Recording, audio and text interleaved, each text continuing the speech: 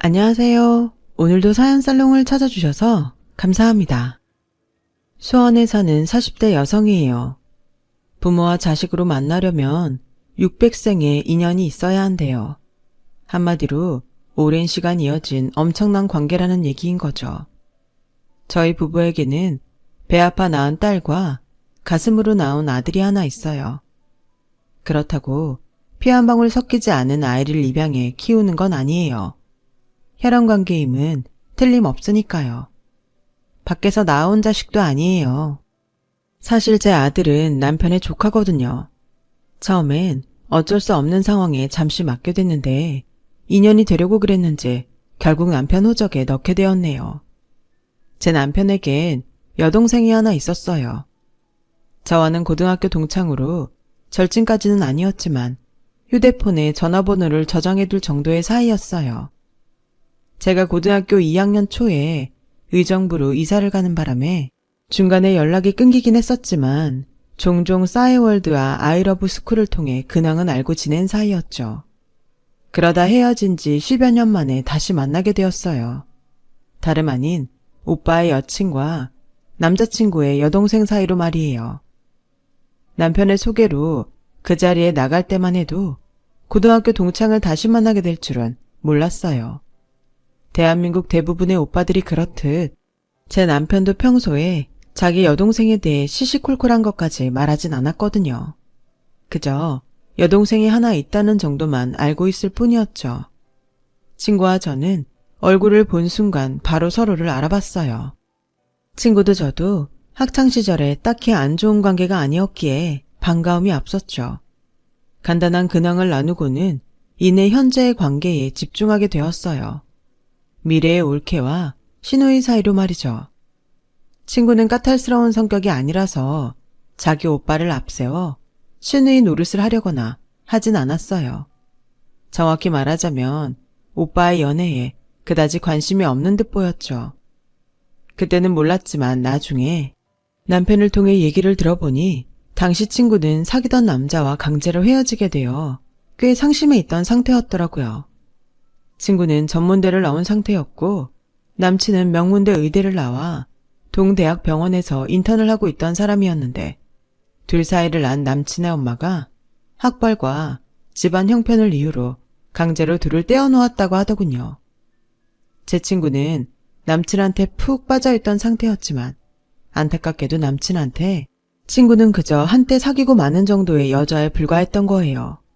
집에서 엄마가 반대를 하니 골치 아픈 상황을 모면하려 친구에게 이별을 고하곤 연락을 끊었다더라고요. 정말 개새끼였죠. 지 편한 대로 단물만 다 빼먹고는 귀찮아지니 팽한 놈이니까요. 당시 웹디자이너로 직장 생활을 하던 친구는 바쁜 남친을 대신해 사소한 심부름부터 술자리 기사 노릇까지 온갖 허드렛 일을 다 해가며 남친을 상점 모시듯 했어요. 자기보다 벌이도 훨씬 좋은 남친의 지갑 역할까지 해가면서요. 친구는 그걸 사랑이라고 표현했지만 제가 보기엔 호구짓에 불과했어요. 만약 그때 제가 친구 옆에 있었다면 도시락을 싸들고 다니면서 헤어지라고 노래를 불렀을 거예요. 아무튼 그렇게 정성을 다했던 남자가 하루아침에 자신을 버리자 친구는 한동안 시리에 빠져 살았어요. 그때가 저와 조우한 때였죠.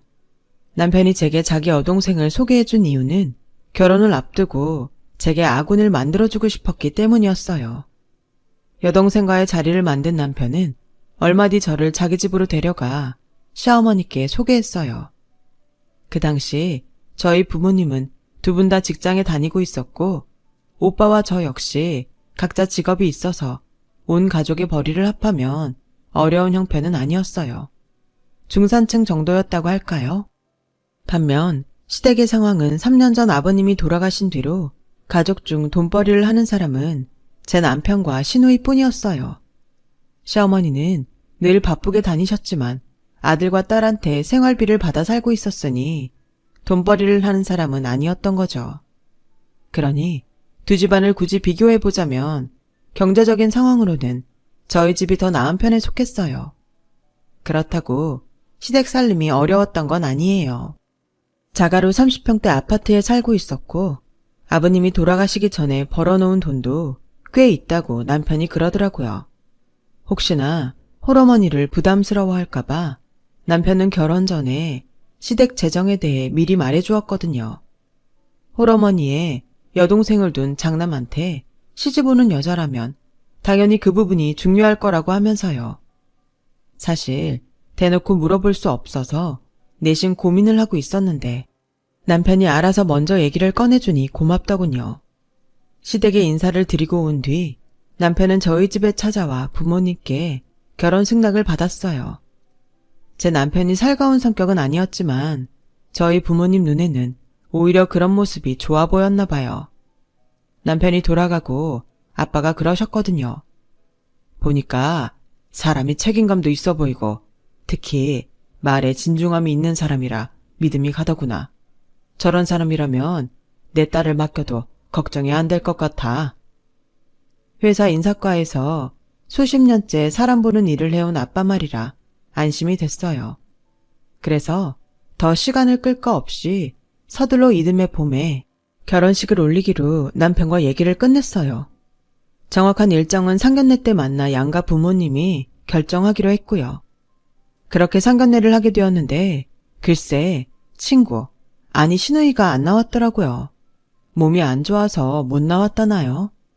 그땐 제 코가 석자라 시누이 일에 신경 쓸 겨를도 없고 그냥 그런가 보다 하고 넘겼는데 그 후로도 시누이는 제 전화도 안 받고 시댁에 찾아가도 늘 집에 없더라고요. 시누이긴 해도 고등학교 동창이라서 저랑 시어머니 사이에 있어주면 심적으로 의지가 될 거라 생각했는데 번번이 자리에 없거나 연락이 안 되니 서운하다는 생각이 들었어요. 경화는 요즘 통 연락이 안 되네. 매번 집에도 없고 말이야. 혹시 경화한테 무슨 일 있어? 일은 무슨 일? 회사 일이 바쁘다던데 그래서 그럴걸? 나도 요즘 얼굴 보기 힘들어. 뭔가를 숨기는 것 같기는 했지만 그땐 남편도 저도 신경 쓸 게 한두 가지가 아니라서 시누이 일은 접어두기로 했어요. 그렇게 결혼식 당일이 됐는데 뭐야? 경화는 오늘도 안 와? 회사 일이 좀 바쁘다더라고. 일 때문에 그렇다니까 이해해줘. 아무리 그래도 그렇지. 그 회사 일은 자기가 혼자 다 한대? 오빠 결혼식에도 못 올 정도로 바쁠 일이 뭐냐고. 기집애 그렇게 안 봤는데 좀 그렇다. 아무리 바빠도 그렇지. 전화 한 통도 못 할 정도로 바쁘대? 서운한 마음에 투덜대는 저를 보자 남편은 더는 안 되겠다는 듯 솔직히 고백을 하더라고요. 사실 경화 집을 나간 지 좀 됐어. 회사도 그만뒀더라고. 엄마한테 잘 있으니까 걱정 말라고 머리 좀 식히고 돌아가겠다고 문자는 했던 모양인데 뭔 일이 있는지 내가 아무리 전화를 해도 안 받아. 남자친구랑 헤어지고 한동안 정신을 못 차리더니 아직도 힘든가 봐. 그런 애한테 내 결혼식 오라고 닥달하는 것도 좀 그렇고 해서 일단 지가 먼저 연락할 때까지 기다려볼 생각이야. 말 못해서 미안해. 남편 말을 듣고 보니 저도 더 할 말이 없더라고요. 저야 한 달이 건너지만 피부치인 남편은 마음고생이 심했을 테니까요. 그렇게 시누이 없이 저희 결혼식은 끝이 났고 신혼집에서 우리 둘만의 신혼생활이 시작됐어요. 생각 같아선 드라마나 영화에 나오는 것처럼 꿀 떨어지는 달콤한 일상을 보내고 싶었지만 실상은 반대였어요. 남편도 저도 결혼 때문에 회사를 오래 비운 탓에 밀린 업무가 많았거든요. 그걸 처리하느라 우리 부부는 오히려 결혼 전보다 얼굴 보기 힘들 정도로 눈코 뜰 새 없이 바쁘게 지냈어요. 그렇게 폭풍처럼 밀린 업무를 끝내고 조금씩 생활의 여유가 생기기 시작할 무렵 엄청난 일이 터지고 말았어요. 남편이 업체를 통해 사라진 시누이를 찾았는데 글쎄 가족한테도 말 않고 몰래 숨어서 애를 낳았더라고요. 얘기를 들어보니 남친과 헤어진 뒤 임신 사실을 알았다나 봐요. 가족들한테 알리면 당연히 애를 지으라고 할 것 같아 숨겼던 거죠. 그리고 남친한테 연락을 했는데 이미 휴대폰 번호도 바꾸고 병원으로 찾아가도 만나주지 않더래요. 그래도 만날 방법은 병원에 찾아가는 것뿐이라서 몇 날 며칠을 병원 로비에 앉아 죽치고 있었더니 남친 엄마가 어떻게 알았는지 연락을 했더래요.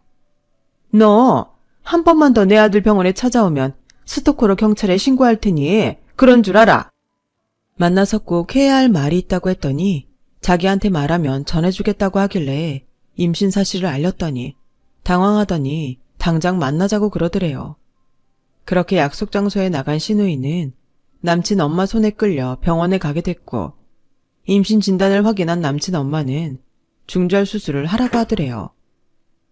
이미 헤어진 마당에 네가 애 가졌다고 상황을 돌이킬 수는 없고 딱 잘라 얘기하마.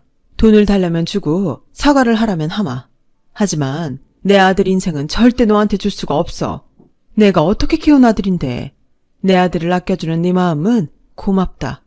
같은 여자로서 진심으로 하는 말이야. 하지만 뱃속에 있는 나 하면 안 돼. 우리 애 얼마 전에 선본 여자랑 이미 결혼 날짜까지 잡은 참이거든. 그런데 이제와 뭘 어쩌겠니? 네가 정말 내 아들을 사랑했다면 제발 내 아들 좀 놔주렴. 내가 수술비에 위조료까지 해서 줄 테니까 이거 받고 애 지워. 응? 신우이는 자신과 뱃속의 아이마저 부정하는 남친의 엄마 앞에서 더는 어쩔 수 없었어요. 남친 엄마가 나가고도 한참을 혼자 카페에 앉아 생각했대요. 그 돈으로 아무도 몰래 혼자 아이를 낳아서 키우겠다고 말이죠.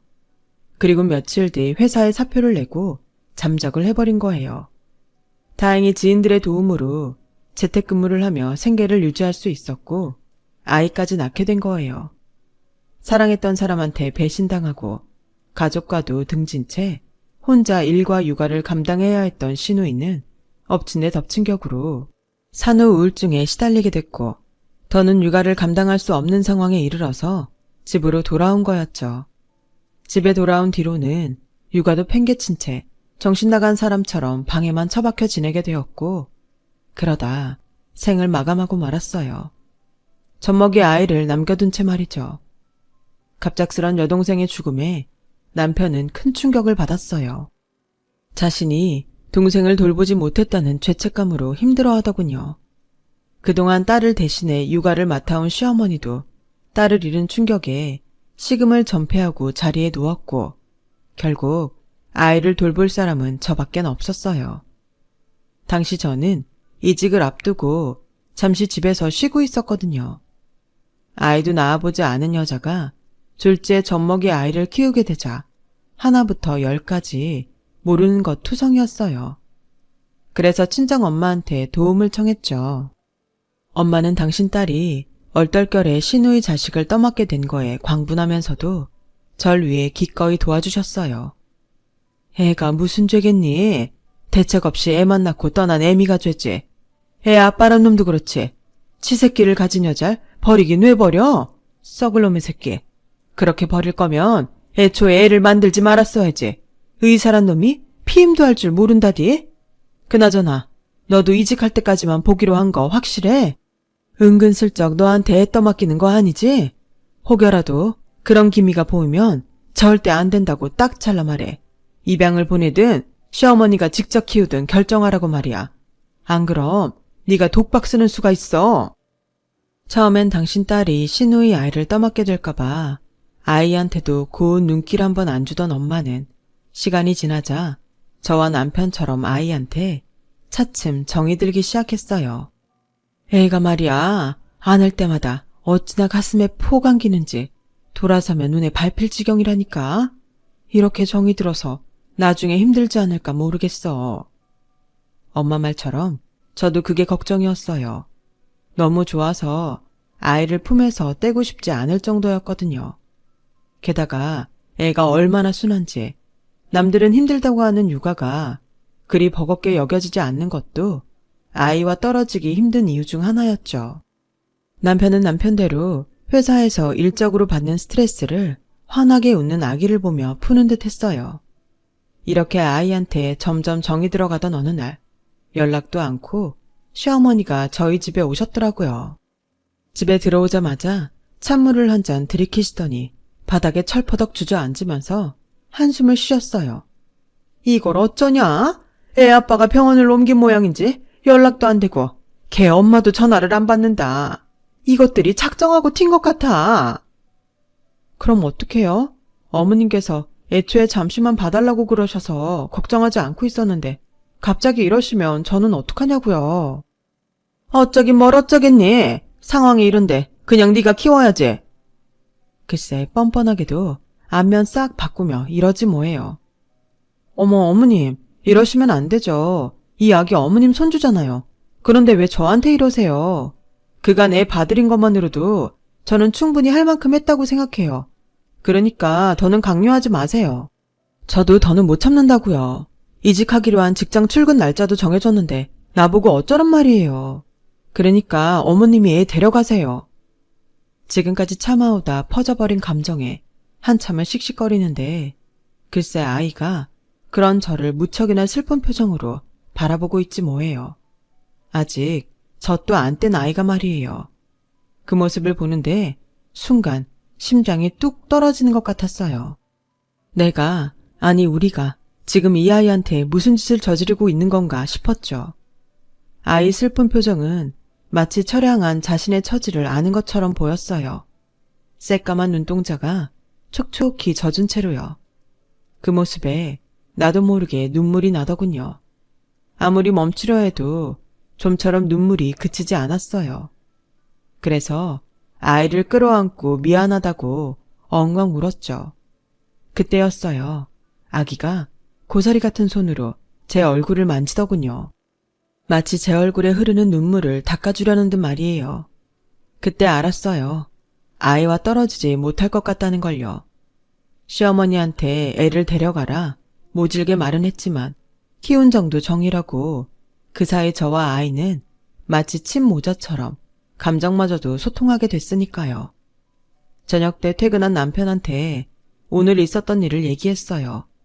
그랬더니 남편은 제 말이 끝나기도 전에 어머님께 전화를 해 화를 냈죠. 모자가 싸우는 소리가 전화기 밖으로 다 들릴 정도로 말이에요. 어머님은 억울하다는 듯 소리쳤어요.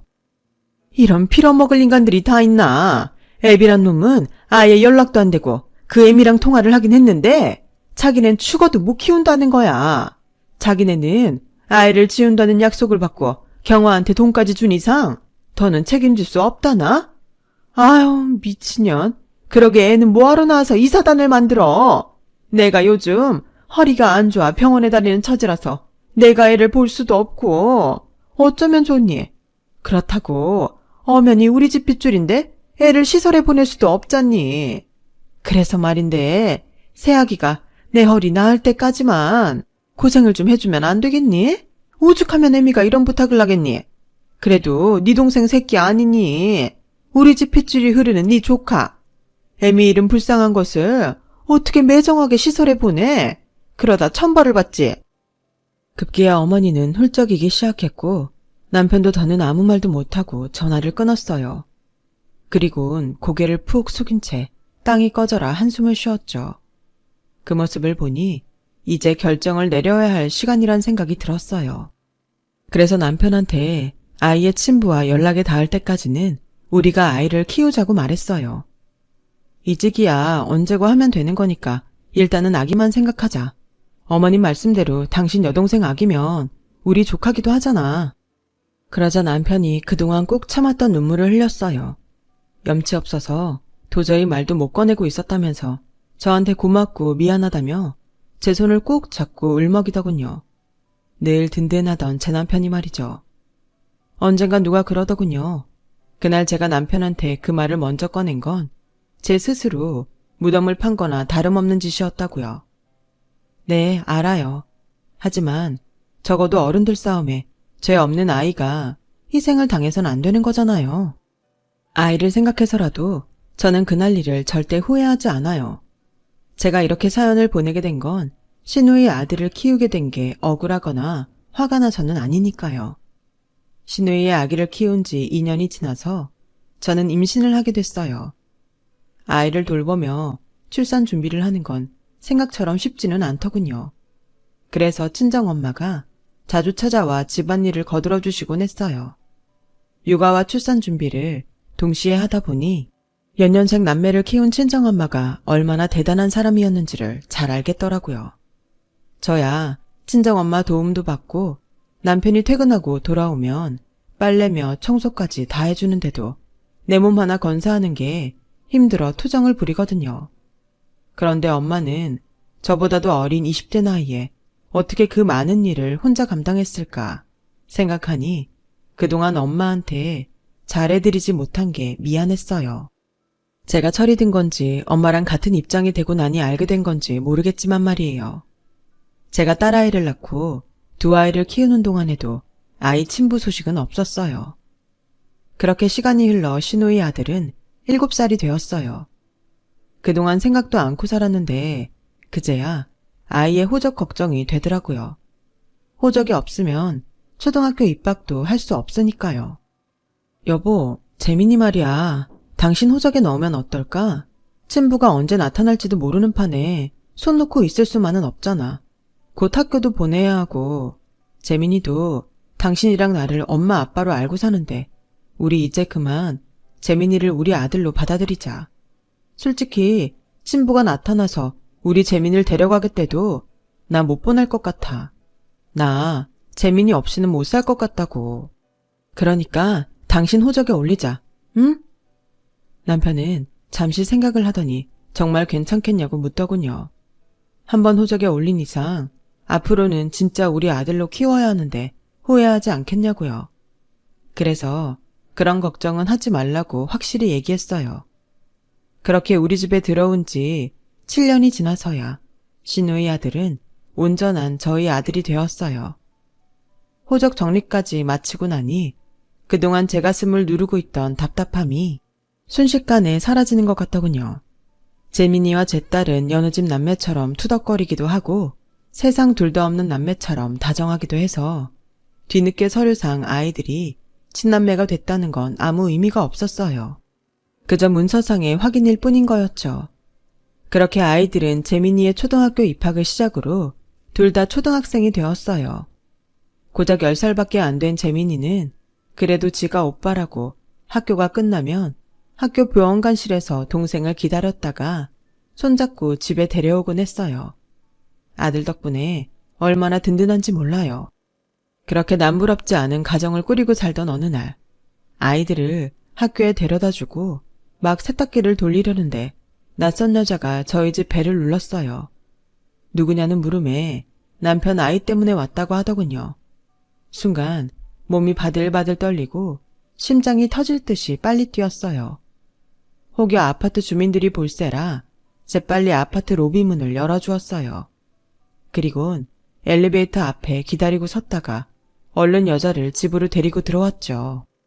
값비싼 옷차림의 여자는 집안 곳곳에 걸린 재민이 사진을 훑어봤어요. 애가 아빠를 많이 닮았네요. 그 여자 말 맞다나 남편이 보면 환장하겠는데요.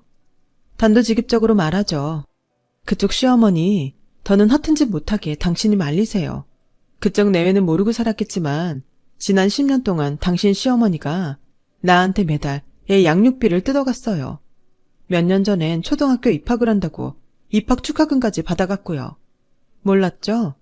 내 남편한텐 아이가 있다는 사실을 비밀로 해주겠다는 게 조건이었는데 이 늙은 여우가 내가 불임이란 사실을 알고는 돈 욕심을 내더라고요. 솔직히 지금 내 상황이 좀 그렇거든요. 애 못 낳는 며느리를 시댁에선 반가워할 리가 없잖아요. 그나마 우리 집 재산 때문에 이혼하잔 말은 못하지만 자기 자식이 살아있단 소리를 들으면 가만히 있겠어요? 당장이라도 아이를 데려오려 들겠죠. 난 애 못 낳는 죄인이니 그 아이를 자식으로 받아들일 수밖에 없는 처지고 말이에요. 그래서 찾아왔어요. 당신이 막아줘요. 당신 시어머니가 내 남편 못 찾아가게 당신이 막아줘요. 그동안 아들처럼 키웠으면 정도 많이 생겼을 거 아니에요. 나 애 키울 자신 없어요. 우리 집에 이에 들어오면 애도 저도 불행할 게 뻔하다고요. 그러니까 당신이 당신 시어머니 좀 막아달라고요. 부탁드려요, 제발. 시종일관 도도한 표정을 잃지 않던 여자는 제 앞에서 무릎까지 꿇고는 울면서 사정을 하더군요. 그날 밤 남편한테 그날 있었던 일을 전하자 남편은 금방이라도 일을 저지를 사람처럼 광분했어요. 혹여 아이들이 들을까봐 저는 남편을 데리고 주차장으로 내려왔어요. 그리곤 차 안에서 남편을 진정시켰죠. 나라고 멀쩡한 기분이겠어? 지난 10년간 어머님한테 속은 건 당신뿐만 아니라 나도 마찬가지야. 화가 나도 당신보다 내가 더 난다고. 그치만 애들이 알면 어떡해. 우리 재민이가 이 사실을 알면 얼마나 상처를 받겠어. 다른 사람도 아니고 지 할머니가 자기를 돈벌이 수단으로 사용했다는데 말이야. 일단 이 일은 나한테 맡겨줘. 대신 한 가지만 약속해. 나 다시는 당신 엄마 안 볼 거야. 내 애들한테도 이제부터는 친할머니는 없는 거야. 당신의 어머님을 만나는 것까지는 안 말려. 대신 우리 눈에 안 보이는 곳에서 봐. 약속할 수 있겠어? 남편은 붉어진 눈시울로 화를 누르며 그러겠다고 약속했어요. 남편을 집으로 올려보낸 뒤 저는 차를 끌고 시댁으로 향했어요. 주택가에 위치한 시댁 대문 앞엔 낯선 차들이 질비하더군요. 시간이 늦었는데도 집안에 불이 환하게 켜져 있었어요. 막 차에서 내리려는데 집안에서 낯선 사람 너댓이 주변을 살피며 나왔어요. 그리곤 집 앞에 세워둔 차를 각자 나눠 타고 가버리더군요. 그 모습이 하도 불길해서 저는 휴대폰 동영상으로 찍어두었죠. 그리곤 시댁으로 들어갔는데 온 집안에 담배 연기가 가득했어요. 그리곤 집안 곳곳엔 배달 음식을 시켜 먹은 흔적들이 질비했죠. 그리고 바닥엔 도박판을 버렸던 흔적이 그대로 남아있었어요. 마침 화장실에서 나오던 시어머니는 거실에 서 있는 저를 보시곤 화들짝 놀라며 말을 더듬더군요. 아, 동네 여자들이랑 재미로 화투 몇 판 쳤어. 점 10짜리 놀이지 뭐. 근데 이 시간에 네가 여긴 웬일이니? 왜? 집에 무슨 일 있었어? 어머님은 마치 무슨 일이 있는 걸 아시는 것 같네요. 왜? 네 집에 찾아왔던 그녀니? 그 여자가 뭐라 했는지 모르겠지만 다 거짓말이다. 그 여자 정신이 이상한 여자야. 그러니까 그 여자 말 말고 내 말 들어. 무슨 말을 했는 줄 알고 그 여자 말을 믿지 말라는 거예요? 어머님이 죽은 딸 손주 팔아서 10년 넘게 돈벌이 한 거요? 아들 며느리 다 속이고 자기 손주 키우라고 떠넘긴 거요. 도대체 뭘 믿지 말라는 거예요? 그동안 손주 판 돈 받아서 노름판에 쏟아 부으셨어요? 재미라고요? 당신은 아이 인생을 가지고 재미로 도박을 벌였냐고요. 당신은 인간도 아니야. 개도 안 건드릴 더러운 쓰레기라고. 그래놓고 이제 와서 손주 팔아 한몫 단단히 챙기겠다고? 누구 맘대로. 당신이 무슨 짓을 하든 뭘 원하든 당신 뜻대로는 절대 안 될 거야. 우리 재민이는 처음부터 당신 손주도 아니었고 앞으로도 그럴 테니까 내 아들 팔아서 돈 벌 생각 다시는 하지 마. 그랬다간 내가 지구 끝까지라도 쫓아가 당신 물어 뜯어버릴 테니까. 그리고 당신이 지은 죄는 당신 스스로 달게 받아. 그때였어요. 밖에서 경찰차 사이렌 소리가 요란하게 들렸어요. 그러자 시어머니는 미친 듯이 화투장을 쓸어담기 시작하더군요. 그때 마침 달려들어온 경찰들이 그런 시어머니를 붙잡았어요. 그러자 시어머니는 남의 가정집에서 왜 이러냐고 소리를 쳤어요. 경찰이면 다야? 왜 야심한 밤에 남의 집에 들어와선 선량한 시민을 괴롭혀? 나 당신을 고소할 거야. 마음대로 하세요. 오늘 이 집에서 도박만 벌인 일당들도 이미 다 체포했으니까 서해에 가서 따지라고요. 그리고 누가 선량한 시민이에요? 주택가에서 불법으로 하우스 차려놓고 수억 대 도박판을 벌인 사람이. 선량한 시민은 아주머니 며느님이죠. 도박꾼들 얼굴이랑 차량 번호까지 선명히 나온 영상을 보내주신 덕분에 모두 체포할 수 있었으니까요. 시어머니는 어떻게 이럴 수가 있냐며 제게 소리를 질러댔어요. 제가 그랬잖아요. 당신이 지은 죄는 당신이 책임지라고요. 앞으로도 우리 집 근처에 얼씬만 했다간 봐요. 평생 교도소에서 콩밥 먹고 살게 될 줄 아세요. 시어머니는 그동안 불법 하우스를 운영하며 도박판을 벌여온 사실이 모두 밝혀져 실형을 받게 되었어요. 제 남편이 어린 시절 한동안 엄마랑 떨어져 살았다는 얘기를 했었는데 알고 보니 그때도 도박으로 교도소에 들어가 있어서 그랬던 거더라고요. 이후로 수차례 같은 상황이 이어지자 아버님은 시어머니를 내쫓았는데 아버님이 암으로 임종이 가까워지자 그때부터 다시 집에 들어와 살기 시작했던 거였어요. 아버님이 남겨주신 유산도 도박으로 다 날리고 자기 손주까지 돈벌이 수단으로 사용했던 거였죠. 그리곤 집까지 도박 빚으로 넘어가게 되자 손주를 팔아 한몫 챙길 계획까지 세운 거고요. 입에 담고 싶지 않을 정도로 추악한 인간이었어요. 저는 경찰에 이 사실을 모두 알렸어요. 그리고 그동안 시어머니한테 돈을 뜯겨온 여자가 협박으로 갈취당한 사실과 통장 이체 내역 등 증거들을 경찰에 제출했고요. 정황과 증인, 증거까지 모두 갖춰서 결국 시어머니는 실형을 받게 되었죠. 거기다 우리 재민이한테 접근할 수 없도록 접근 금지 명령까지 떨어졌고요. 도박에 미쳐 혈육도 돈벌이 수단으로 이용해 먹은 시어머니의 말로는 이렇게 비참한 결말을 맞았어요. 비온 뒤 땅이 굳는다고 비록 힘겨운 시련을 겪었지만 여전히 우리 가족은 사랑과 믿음으로 오늘 하루도 굳세게 살아가고 있답니다. 가족의 힘으로 말이죠. 지금까지 제 사연을 들어주신 여러분께 감사드려요. 소중한 가족과 항상 건강하고 즐거운 하루하루 보내시길 바랍니다. 여러분, 사연 댓글에 응원과 현명한 조언 부탁드려요. 좋아요와 구독은 저에게 큰 힘이 됩니다. 오늘도 좋은 일 가득하세요.